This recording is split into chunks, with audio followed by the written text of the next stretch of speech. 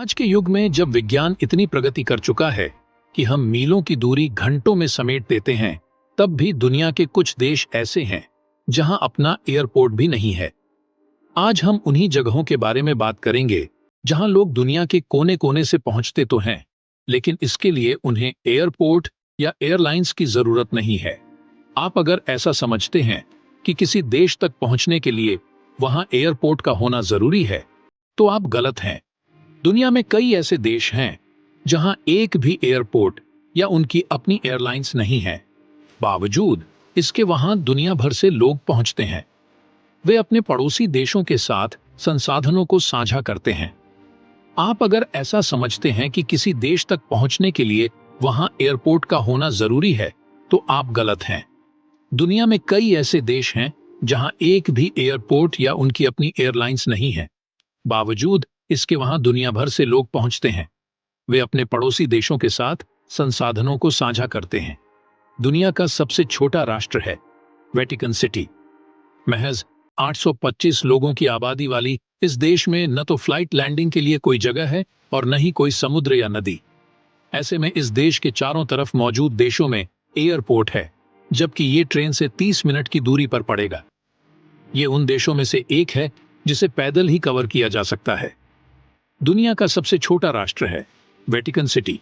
महज 825 लोगों की आबादी वाली इस देश में न तो फ्लाइट लैंडिंग के लिए कोई जगह है और न ही कोई समुद्र या नदी।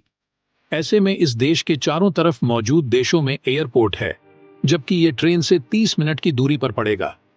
ये उन देशों में से एक है जिसे पैदल ही कवर किया जा सकता है। इस लिस्ट में अगला नाम मोनाको का है। यूरोप में मौजूद ये दूसरा सबसे छोटा देश है जो तीन ओर से फ्रांस से घिरा है। इसका अपना कोई एयरपोर्ट नहीं है। ऐसे में फ्रांस के एयरपोर्ट से ही लोग यहां आते हैं, फिर वहां से नाव या कैब लेकर मोनाको पहुंचते हैं। इस लिस्ट में अगला नाम मोनाको का है। यूरोप में मौजूद ये दूसरा सबसे छोटा देश है जो तीन ओर से फ्रांस से घिरा है। इसका अपना कोई एयरपोर्ट नहीं है। ऐसे में फ्रांस के एयरपोर्ट से ही लोग यहां आते हैं, फिर वहां से नाव या कैब लेकर मोनाको पहुंचते हैं। सैन मारिनो दुनिया के सबसे पुराने देशों में से एक है। इटली से घिरे इस देश में कोई एयरपोर्ट नहीं है, न ही इसकी पहुंच समुद्र तक है। इसके पास इटली का रिमिनी एयरपोर्ट है, जहां से रोड नेटवर्क के जरिए यहां तक पहुंचा जा सकता है। सैन मारिनो दुनिया के सबसे पुराने देशों में से एक है।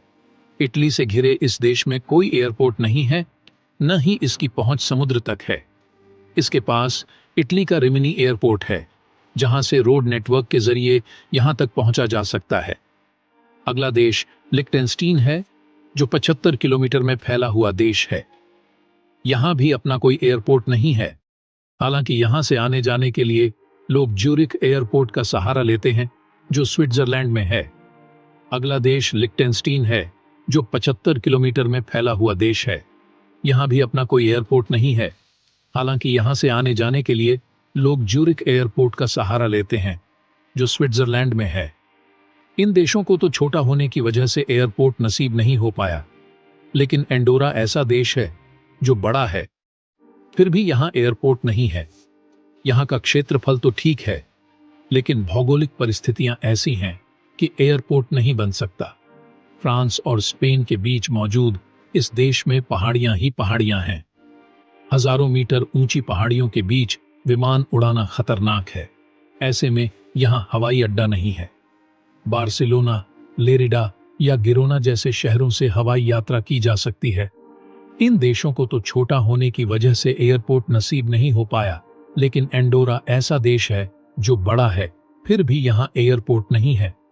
यहां का क्षेत्रफल तो ठीक है, लेकिन भौगोलिक परिस्थितियां ऐसी हैं कि एयरपोर्ट नहीं बन सकता।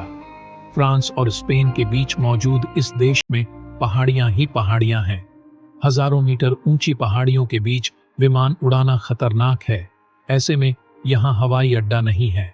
बार्सिलोना, लेरिडा या गिरोना जैसे शहरों से हवाई यात्रा की जा सकती है।